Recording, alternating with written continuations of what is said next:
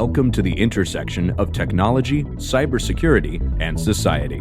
Welcome to ITSP Magazine. You're listening to a new The Hacker Factory podcast with hacker maker Phillip Wylie. You're about to discover what the role of a professional hacker entails, the different specializations it holds, and what it takes to learn and become one. Enjoy the conversation as Phillip and guests unveil the secrets of professional hacking, a mysterious, intriguing, and often misunderstood occupation. Knowledge is power, now more than ever. BugCrowd's award-winning platform combines actionable contextual intelligence with the skill and experience of the world's most elite hackers to help leading organizations identify and fix vulnerabilities, protect customers, and make the digitally connected world a safer place. Learn more at bugcrowd.com.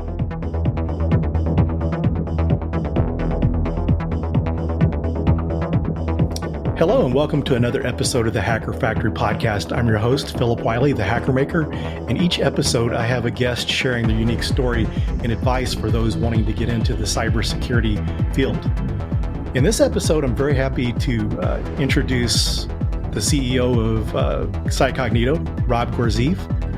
Actually, this is the first time I've interviewed one of my employers in a podcast, so it's an honor. And this is, a while back on Twitter, someone had recommended having you on the show, Rob. And so I think you all are going to be pretty amazed with Rob. I've been pretty impressed. I mean, Rob was in Forbes 30 under 30 3 consecutive times, very amazing technical background. And some of the other things that really amazes me too is, that I've got a whole new respect for CEOs of startups and maybe even tech companies. Maybe this is similar in tech companies, that someone like yourself has the business acumen. You understand the business, you understand marketing, sales, and all these things you have to really understand. Your traditional CEO just manages people and, works with strategy. They have a lot of people helping out, but it's really amazing to see what all you do. So welcome to the show, Rob. Thank you very much, Phil. It's a pleasure to be here and look forward to the great conversation. I think you're doing some great things for the industry, both in general and with this pod. So happy to be here and happy to share some of my thoughts on how people should see the industry, where is it going, and how more can participate in the important things that this industry does. Yeah, I think this would be good too. And with your former military background, there's a lot of people that are trying to transition into cybersecurity from military. And a lot of cases, depending on what they do, that's a really good pivot for them. So speaking on this subject, why don't you share your background with our listeners? Sure, happy to. So today, as you mentioned, I'm the CEO and co-founder of CyCognito, which is an external risk management company. We believe we're the leading one, where we help many Fortune 100, 500, and other companies to understand how attackers see their attack surface, assets, and most importantly, and that's also directly connected to my background, which I'll talk about in a second, understand what are attackers' few paths of least resistance into their networks and data. So we started the company about 5 years ago. Prior to that, I became the VP engineering and product. That was what I was doing de facto. It wasn't the official title. I think it was head of offensive security in another startup that I joined when they were 40 people, where I led these intelligence gathering solutions, product development from scratch to many customers who were intelligence agencies, actually.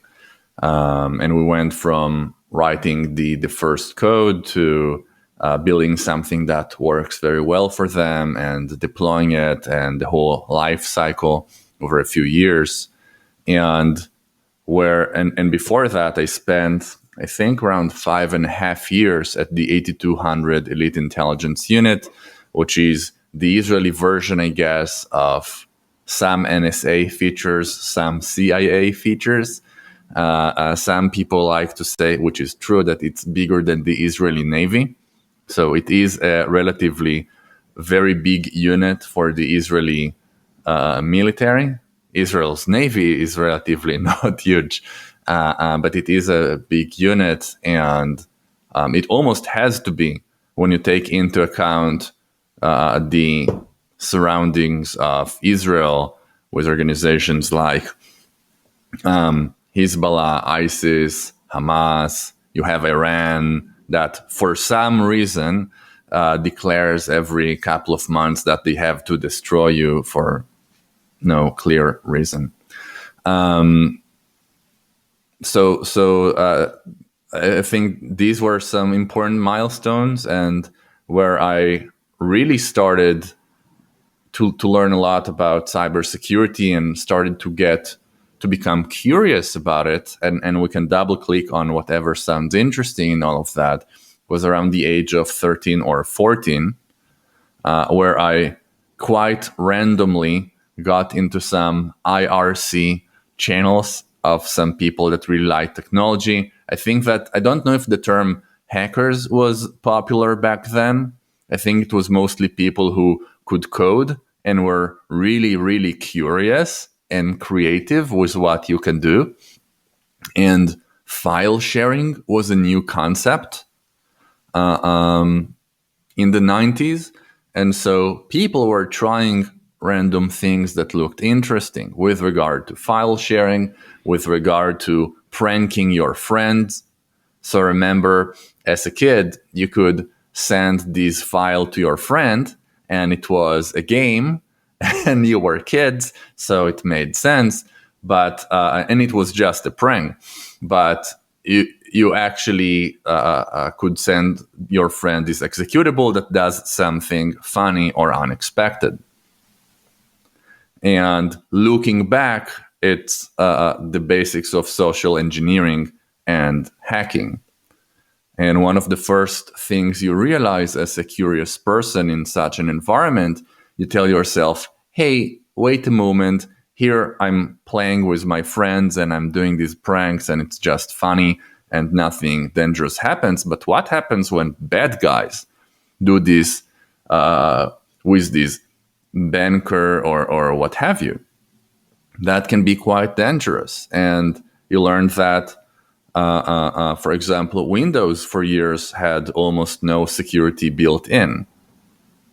Even at Windows XP, security was super minimal. And I think that there were points in time where it felt like Windows Defender, for example, created more opportunities for attackers rather than helped defending systems. At least some people saw that at various points in time. So very, very interesting domain. And I'll pause in a second, but I'll just share that I think it's one of these domains that look, I don't know, standard for people who don't know it at all. Like, I don't have a great equivalent, but it's actually super deep. And you have various different areas in cybersecurity, and you can be a mega expert in a couple of areas and know absolutely nothing about others, which is both very humbling, but also, I think, awesome for people who are curious, want to learn more, and want to become experts in something that excites them. Very interesting story of how you got started and being interested in those type of things, because I kind of remember my daughter growing up being interested in some of the other file sharing. A lot of her peers and friends would share music that way and then end up getting viruses from sharing music. And I remember like LimeWire was one of the services they used to share and stuff like that. And a lot of them were involved with or would get on the 4chan forum and that sort of thing. So right. Yeah. And you learn about things like, I think I learned about cryptography, where a few friends wrote this code that integrated, I think it was with one of the first messenger apps. I don't remember what it was even, but it would auto encrypt everything you write. And then you would have this key, and it would auto decrypt what some of your friends are writing.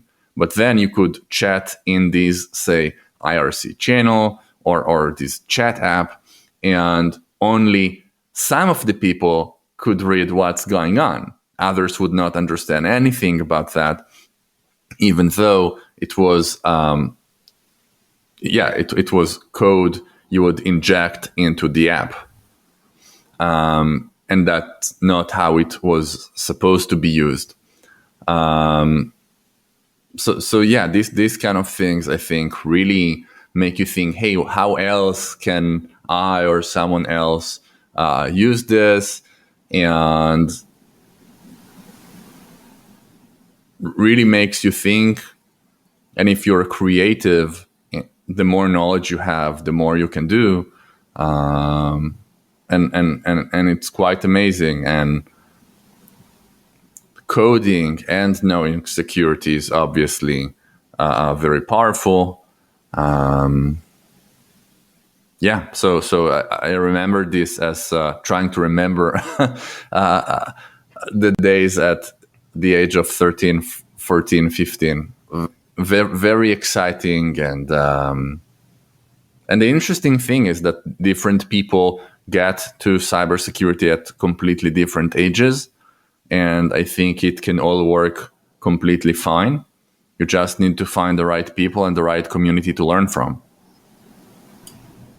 Yeah, that's a good point, because I've had people on the shows and people I know that I've helped get started in the industry that, I always hear people that are 30, 40 or 50 years old. Am I too old to get in? And, I've seen people that have started out as pen testers in their 50s, and I've seen people, start out all ages. So it's, it's just age sometimes just a limit you put on yourself. Yeah, absolutely. If a 13 years old kid that barely knows English can get into this stuff with no technical knowledge, no reason that others can't. So how did that experience help you with the 8200 when you started the 8200? Were you able to adapt to that kind of work easier? I mean, how was that? Yeah, for sure. Personally. So the 8200 unit is big, as I mentioned, and there are many different departments and positions that require different things. Fortunately, I got to a department that happens to be very relevant also to what CyCognito does today, when it was still very small. And I think I'm not allowed to mention numbers, but they interviewed and tested many people. In general, by the way, just for those who are curious, the intelligence community / the 8200 unit invites, say, the top X percentage of all students at the age of 17 to go through these tests and then interviews. And then essentially they pick first who they want to, quote unquote, hire. And everyone has to enlist essentially in Israel at the age of 18. So you're going to do something in the army. The question is what? So they invite let's call it top 5% people, top 10% people in terms of their studies and grades and so on, or some other reasons that they find potential in people. And maybe I'll share one more thing about that in a second. And then you go through these tests and interviews, and I think I went through 12 days of these. And then they pick who they want to pick. And by the way, a fact that I don't know if everyone knows is 25% of the cybersecurity companies were founded by Israeli founders or are Israeli. 25%. And that's in a country with 8 or 9 million people. So it's like having a quarter of the cybersecurity industry being built in Houston, which would be, I think, odd for some people, simply because it's a random one city. And the reason for that is when you try to pick at least many of the best people, and you make them, they're also enjoyed, but you make them do cybersecurity, and you educate them, you give them the best tools and knowledge possible, and then they have to be in that domain for between 3 to 5 years. And then you, quote unquote, release them to the wild and they can do whatever they want. But hey, they already have this amazing profession that now they have a lot of experience in. So most of them, or well, many, I don't know if most, but many will stay in cybersecurity, which is why so many companies are founded by Israeli founders, including public companies and some of the most successful ones. Like Palo Alto Networks and Checkpoint and Imperva and so many others. So that's one interesting characteristic. So regarding myself, I had some luck too, probably, and went through these tests, got to an amazing position that one person per year would get to. And I was also fortunate that my previous knowledge and experience was very, very helpful in that position. And I was also fortunate that it grew massively, that department, in my first couple of years in the unit. And so when the organization grows around you, just like in a startup, it creates all of these opportunities. And after some time in the unit, I went to officers course. And when I got back, it expanded by that time even more. And then I was fortunate again to have the opportunity to become the leader of that department and that domain. So that was an amazing experience. And I think that many of the principles and general approach that we utilize today at CyCognito originated from understanding how this type of cybersecurity is done and having a completely different perspective on cybersecurity that you don't get from going to a university or whatnot. Yeah, and one of the things I would think too from that experience you gained in 8200 is the fact that when you're doing cyber defense or cyber warfare, you can't be wrong, or if you are, it's going to mean more than, a simple breach or something. It's, a lot of security at risk, kind of similar, I guess you could say, maybe more critical, but to like our critical infrastructure, like water treatment plants and that sort of thing. So on that kind of level, so it's kind of hard for you. You need to be right most of the time. So I can see where that's a really good experience, because a lot of other areas in cybersecurity, you can make mistakes and it's not always bad. But in that situation... Absolutely. And I can tell you that the situation of having 18 and 19 years olds doing this kind of stuff, dealing with quote unquote cybersecurity, and you have situations where this terrorist organization, you learn, the intelligence community learns that they plan to bomb some place and to kill dozens of people. And you're told, hey, you and these 5 other people, now you're on a mission to learn more about what's going on, who's involved in this, and how do we prevent that?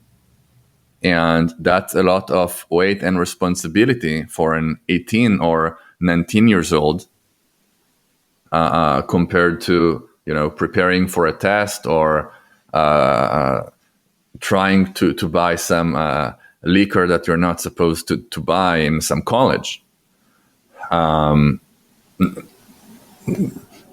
So that is a very unique experience. By the way, that's why in terms of people committing suicide, even there's a lot of stress in such organizations in general, in intelligence agencies, and I have no idea with regard to police departments and such, but maybe in some areas there too. So when people's lives is on the line, or very strategic matters like countries' infrastructure, it's super stressful. But I can share, I don't know the NSA and CIA from the inside, but I can share that the 8200 unit is trying to pick people who are more resilient than average so that they can withstand that at a very young age, right? And the right people can rise to the occasion and perform better, learn faster, collaborate really well. One of the unique characteristics, I believe, of the 8200 unit, and the reason that some successful people come out of it, is the collaboration and knowledge sharing in the unit is amazing. I heard a few years ago something I really loved, a quote I really loved from, I think it was the Lego company CEO, funnily enough. But he said, he was asked, how do you measure your employees? And he said, I measure them by how much they help others and ask for help. And I thought, what a wonderful response. Not necessarily by how much they produce, but how much they help others and ask for help. And in a sense, it's a bit counterintuitive maybe to hear something like this from a CEO. It might sound like a fluffy thing to say, but it's actually super powerful, because when that's true, people learn faster and better. They work as a team much more rather than individuals, or just individuals, and that's amazing. And it's especially unique, I think, in cybersecurity, where there is so much knowledge to gain, and also some people in cybersecurity are very competitive. And so knowledge sharing is not something that everyone does, which is also why I really appreciate what you do in our industry. And I think that that creates tons of value and can literally change people's lives too. If they learn a new profession that they really love and are excited about, and they can also make some money from. So really unique environment. And I think that a lot can be learned from building such environments. And it's definitely how it affected us in building CyCognito, and how we're trying to foster knowledge sharing and also meritocracy. Yeah, one of the cool things I think too that you're talking about, working together as a team. I can see how that in your days in 8200, and then the way it works in CyCognito is, if you think about consulting companies and people are doing pen tests, everyone's working independent of each other. It seems like if you work together as a team, that you would be more productive. And, maybe some people don't, because a lot of times in consulting, you'll get thrown into something maybe you're not ready for. But maybe if you're doing a piece of it, working with a team, maybe there would be a better learning opportunity and produce better results. Absolutely. And I think that organizations and leaders should realize that their teams will be performing better and will also be just happier people if they foster that kind of an environment. But in many cases, by default, it's the opposite. The people with the most experience and knowledge prefer not to share it, consciously or unconsciously, by the way. No one is, or almost no one is a bad person. But by default, some people will not share their knowledge and experience. And people love to feel like superstars, right? Everyone has something like that in us, I guess, at some level between 1 and 100, right? But if you can reduce that and massively increase how much you give credit, for example, for people who are helping others, and encourage people to ask for help and make sure that works well. So that just allows you to design, build, expand much better, stronger, happier organizations. That's very, very true. Just sometimes, just being recognized for what you do is, sometimes better than, getting a raise, knowing that you're appreciated and that what you're doing is helping, is a big deal. So that's good. Interesting thing about the sharing information. One of the things I kind of experienced in my career as a sysadmin is always noticed how there was some people, usually not always the older people, because one of the guys in the Unix team was about my age. And then there was someone else as a developer that was, much older, that how it seemed like they felt like it was job security not to share the information they had. Because matter of fact, this one guy was the former CIO, and he was working for the company. He is also a developer. He's a working manager. So he developed different code and stuff. And he ended up leaving the company and came back as a consultant, because I think before he even left the company, he had a consulting company and they were buying servers from him and he was doing coding and stuff. So he left the company. He's the only one who knew the code and how to maintain it. So he came back as a consultant, making a lot more money, bringing on his own consultants and still selling the company hardware. Yeah, job security is a very dangerous thing for the organization, and it usually doesn't make your colleagues much happier. No. And you know what else that does too? If you want to go on holiday, if you want to take time off, how are you going to leave if no one else knows how to do it? Right. If something breaks in the middle of the night, you're the one that's always going to get called. So there's disadvantages to that too. Yeah, and it's a very dangerous track. I had a grandfather who was, I think, the chief engineer of this factory. And he had such an issue too, where, from my basic understanding, where he wanted to be the guy that knows how to fix everything and the guy that you'll call when something is wrong. But he ended up waking up at 3 or 4 a.m. sometimes, going to the factory. We're talking about, 60 or something years ago. But you end up going to the factory at 4 a.m. because guess what? You're the only person that knows how to do this small thing that fixes the machine. So maybe you're very proud and you feel important, which we all want to feel. But the bottom line is it's not good for the organization. It's usually not really good for you. And the people who design the organizations ideally should make sure that that's not how too many people carry themselves. Even when it's coming from a good, positive place of, I want to contribute, I want to feel important here. But there are other ways to do that and get the same feeling. Yeah, I totally agree. You can, as you mentioned before, collaborating, if you teach others and help others, that you can help them, that looks good for you as well. Because, some cases, people don't want to look weak. They're going to try to do it themselves. They don't need help. But then there's some people that do it for selfish reasons, which I've seen kind of both, but they all don't have very good, outcomes. Right. Absolutely. So one of the things I think we should touch on as well is just, because you had all this technical experience, you start this startup, you co-found and start this startup.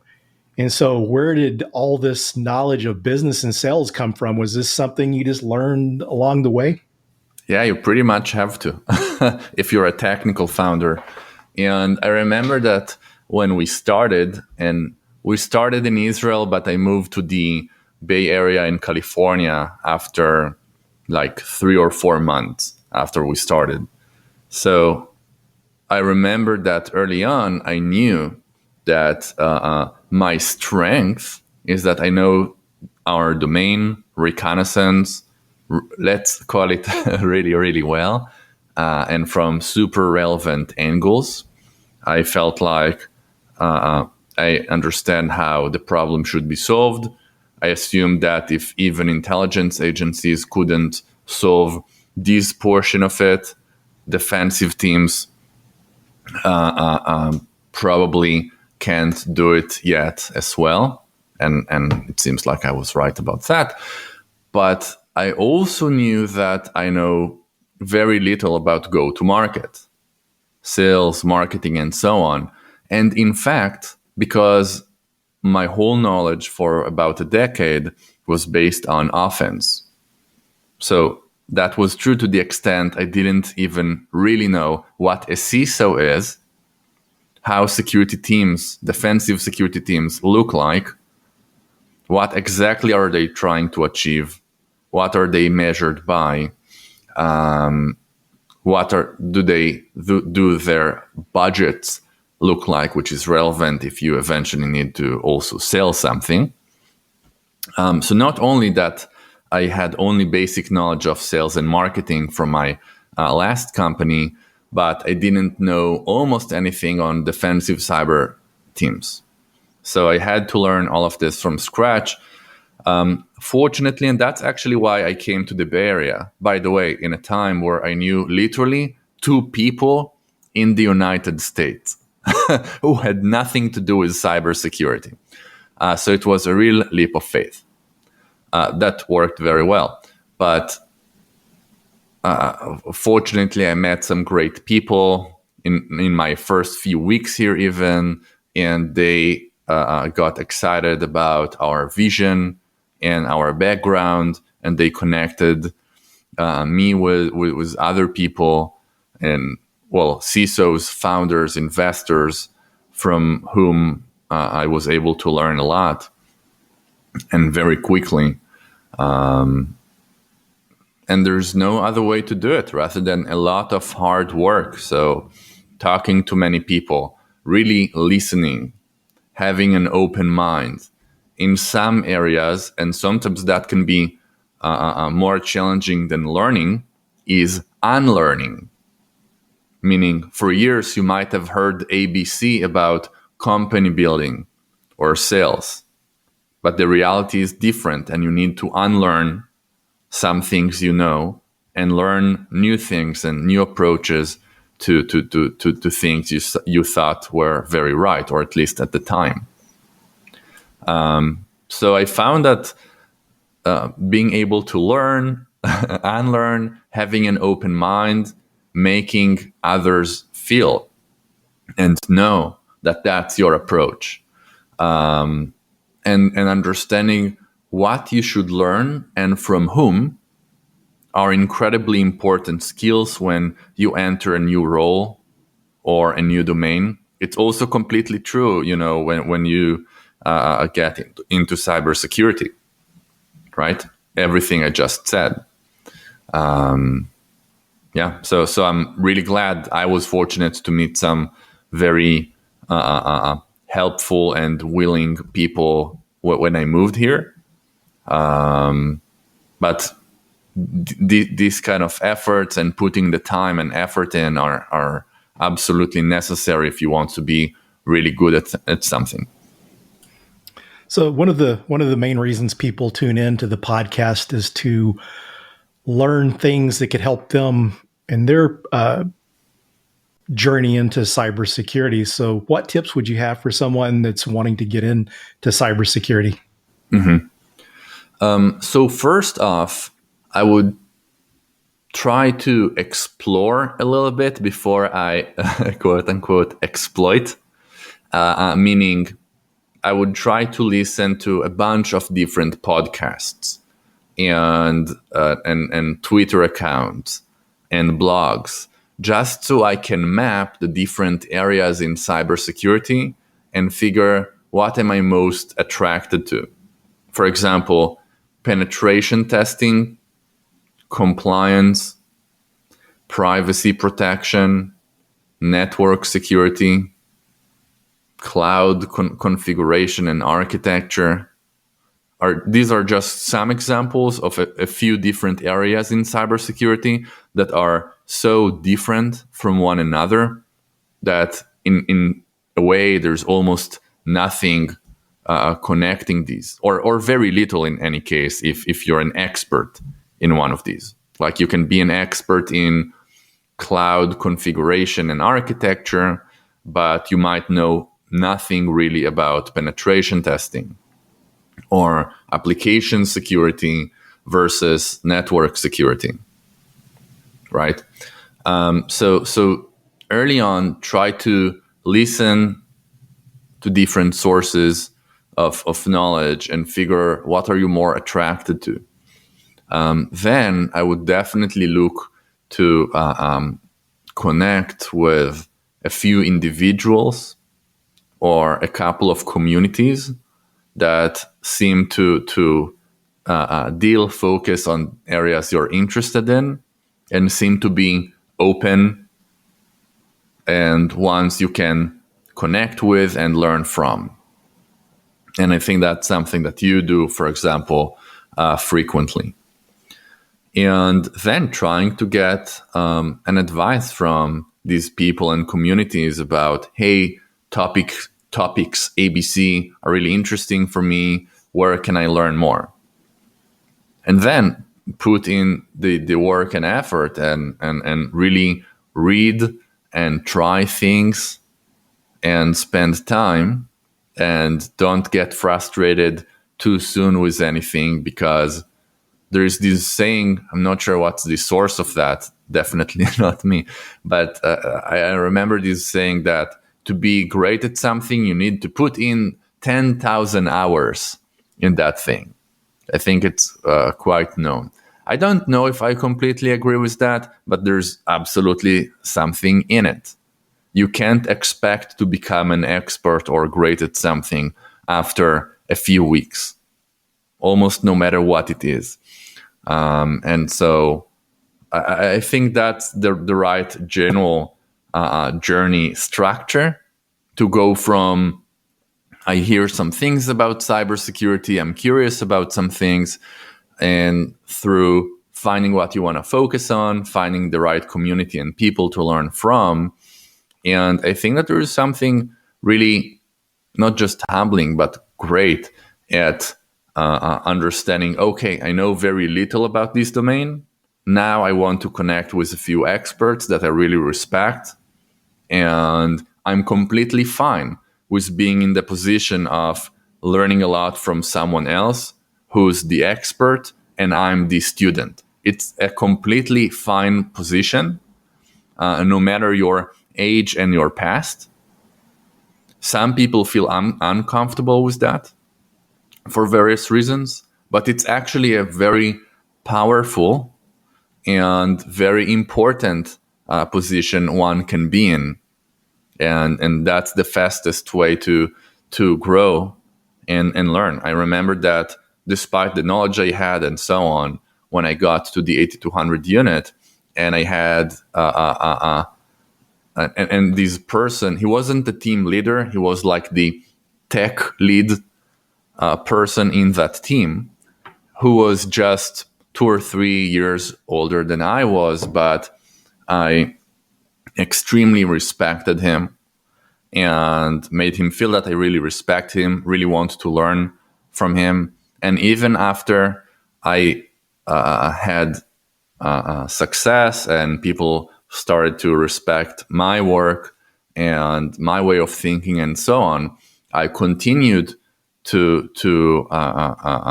be in that position with him so that he feels very willing to share more with me and teach me more, and didn't go to the position of, oh, I now had some success and now people respect me, so I'm not a quote unquote student anymore. Now I'm a pro. Because I think that really changes how people talk to you and how willing they will be to teach you new things and share with you new perspectives, especially if you might not like these perspectives. but you'll benefit so much from getting that additional input and perspectives. So I think it's just a very important aspect that is rarely done right, especially in large organizations. So just an interesting thought.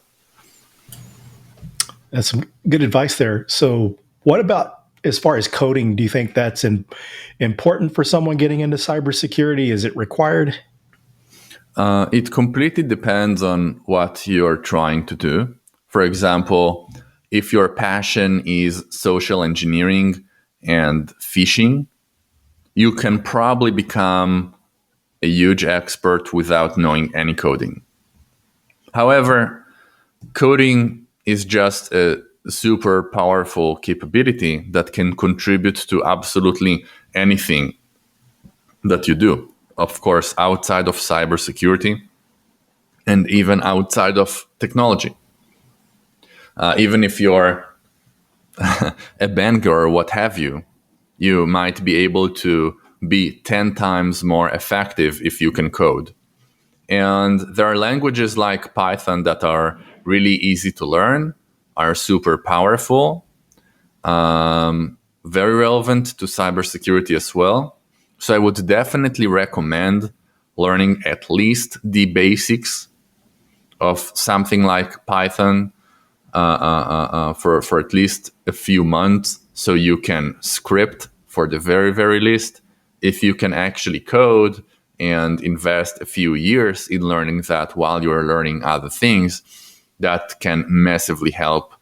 But it also depends on it really depends on what you're trying to achieve and the specific domain you're interested in.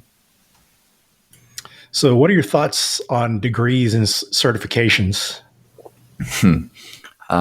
So I personally have a very strong overall bias. Well, not exactly against it, but against making it mandatory or spending too much time looking at that area in someone's CV. For example, especially in cybersecurity, some of the top experts have no degrees and no certifications. My co-founder and CTO is one of the top software architects I ever met, and crazily amazing coder too. And he has no degree and no certification. Neither do I. Neither do many other people I know. So I don't think that's mandatory. Now, the cases where it can be very helpful is when you want to establish credibility.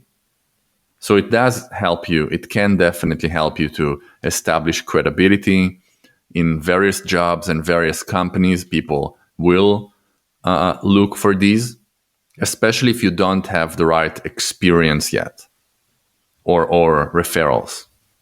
But actual experience and referrals, good referrals, can probably be worth 10 times more. But I completely understand why certifications and degrees can help you establish, it's not exactly reputation, but credibility really for various positions. Very interesting. So it's about, building your strategy based on where you are today. What have you done to date?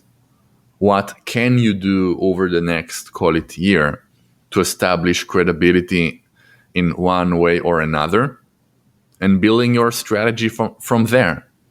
And I can share that personally. So in Israel and maybe Jewish families, having a degree is a super important thing, no matter what you want to do in life. And I remember that while I was the head of offensive security for this company, which was de facto a VP engineering and product position, and I got offers to be a VP engineering and then a co-founder and CTO in another company. And while I was, I think, 24 years old or something, right? And still, my mother was concerned that I don't have any degree. To And at some point I said, you know what, maybe I'll try it out. And there's this university called the Open University in Israel, where you don't have to go to a classroom, but it's actually, they have these very challenging tests and whatnot, and they give you these books and materials, and then you have to pass these tests and do these projects and so on. So I went for 1 semester. It was somewhat interesting. It was computer science, but it felt like, for me, like a waste of time, because I was already de facto a VP engineering and product in a successful startup at the age of 24. And you scratch your head and say, well, how is that going to help me? And I think that, for example, if you're a strong pen tester in a legit organization, company, and you have reputable people believing you're really good, and you have recommendations, in that situation, I don't think that certifications and degrees will matter much, especially as, you know, there are 3.5 million open positions in cybersecurity today, up from 200,000 or 300,000 positions a few years ago. So maybe I am biased against it simply because of the way things worked for me and for many people I know. But that's how I see it. So we're getting down towards the end of the show. Is there anything you'd like to share that we didn't discuss? Maybe this general thought of, you know, this industry is exponentially growing. You know, when you look at the fact that, according to Microsoft and I think others, cyber breaches have created $3 trillion of damage last year. And the industry or companies spend only about $220 billion a year on cybersecurity. So from a basic economics perspective, the industry has to massively grow still. And that's even when hackers are still inefficient in how they do what they do once they breach organizations.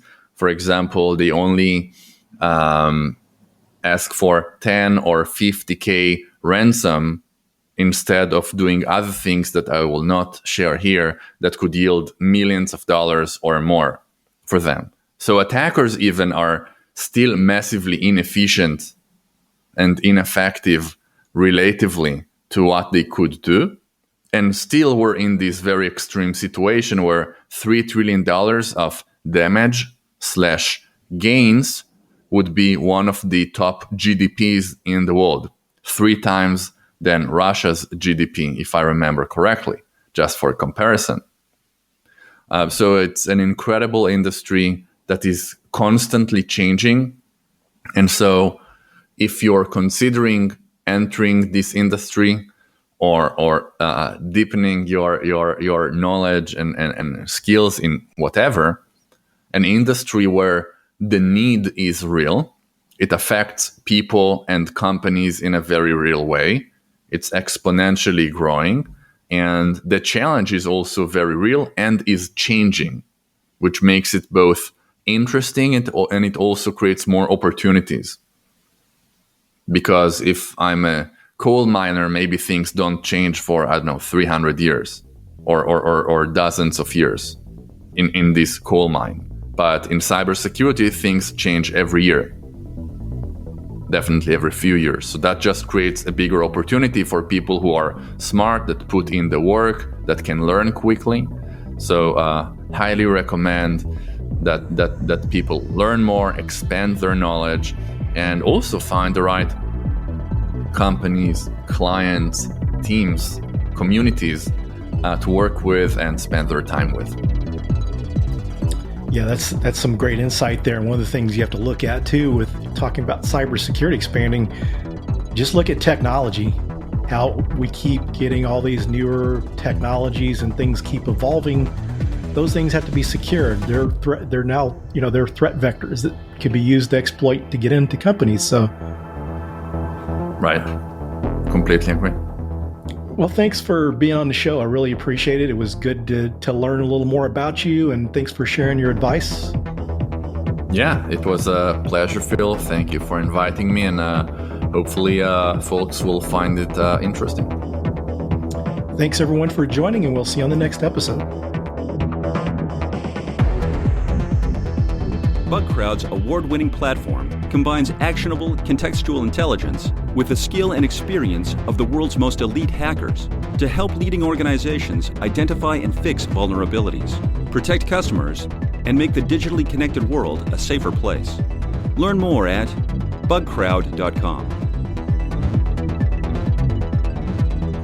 We hope you enjoyed this episode of the Hacker Factory podcast with Phillip Wylie.